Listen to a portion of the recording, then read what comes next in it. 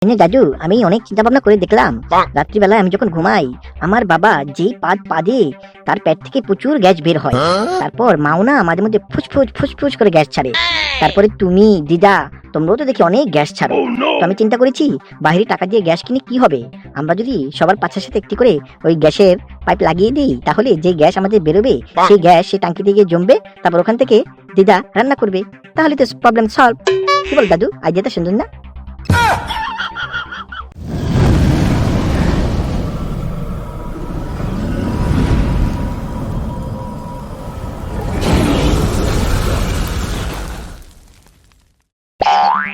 বলছি কি শুনছো, গ্যাস তো ফুরিয়ে গেছে, গ্যাস লাগবে। কি বলতাছো এগুলো আবল তাবল? হ্যাঁ, 20 দিন হলো না গ্যাস কিনে দিলাম, এখনই গ্যাস শেষ করে ফেলেছো? গ্যাস কি খাও নাকি মাথায় দাও? হ্যাঁ, আমার তো রাগ উঠে যেতেছে কথা শুনে। তোমার তো রাগ উঠবেই, গ্যাস কি খাওয়া যায় না মাথায় দেয়? হ্যাঁ, গ্যাস দিয়ে তো রান্নাই করেছি। ও মজার মজার খাবারের সময় মন থাকে না? হ্যাঁ, জিহ্বায় জল এসে যায়। আর গ্যাস কেনার কথা বললেই মাথা নষ্ট তখন, তাই না? গ্যাস যদি না আনো রান্না করা সব বন্ধ, এই আমি বলে দিলাম। এই রে, গিন্নি তো রেগে গেছে, দেখি কিছু করা যায় কিনা। আচ্ছা আচ্ছা ঠিক আছে, এত রাগ হওয়া লাগবে না, আমি দেখতেছি কি করা যায়। দাদু দাদু, কি ভাবছো এত? আর বলিস না দাদু ভাই, গ্যাস তো ফুরিয়ে গেছে, তোর দিদা ছেলে চিল্লি করে গেল, এখন হাতেও টাকাও নেই, কি করব, কোথা থেকে গ্যাস আনবো সেটাই বসে বসে ভাবছি। দাদু দাদু, আমার মাথায় একটা আইডিয়া আছে, তুমি যদি সেই আইডিয়া মতো কাজ করো তাহলে টাকা লাগবে না গ্যাস কিনতে, তুমি টাকা ছাড়াই গ্যাস পাওয়া। বলিস কি, সেটা আবার কোন আইডিয়া, তাড়াতাড়ি বল। টাকা ছাড়া গ্যাস পাবো? ও, এটাই তো আমার দরকার। দাদু, আমি অনেক চিন্তা ভাবনা করে দেখলাম, রাত্রিবেলায় আমি যখন ঘুমাই আমার বাবা যেই পা দিয়ে তার পেট থেকে প্রচুর গ্যাস বের হয়। তারপর মাও না মাঝে মধ্যে ফুসফুস ফুসফুস করে গ্যাস ছাড়ে।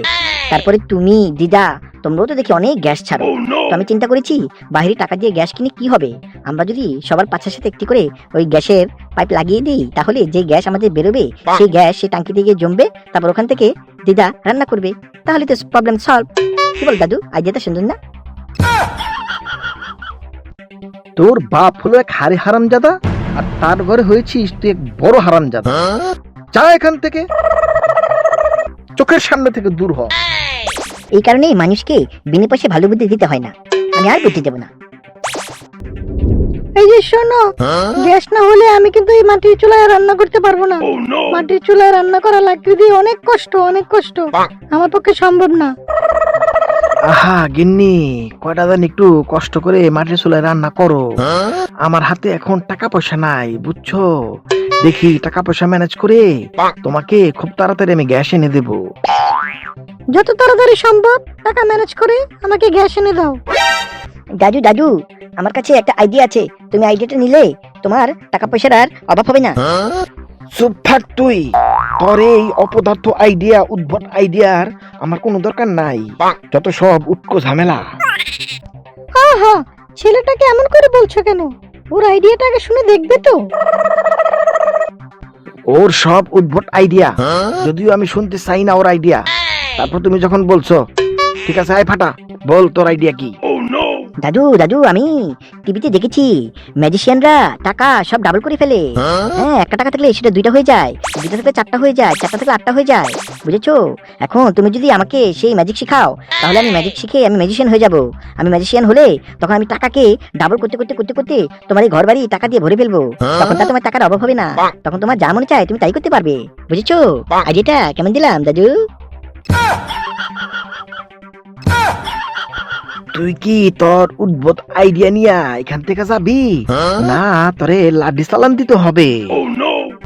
এই রে, দাদু রেগে গেছে, এই কারণে আমি কাউকে বুদ্ধি দিতে চাই না। আচ্ছা ঠিক আছে দাদু, তোমার লাঠি লাগবে না, আমি যাচ্ছি।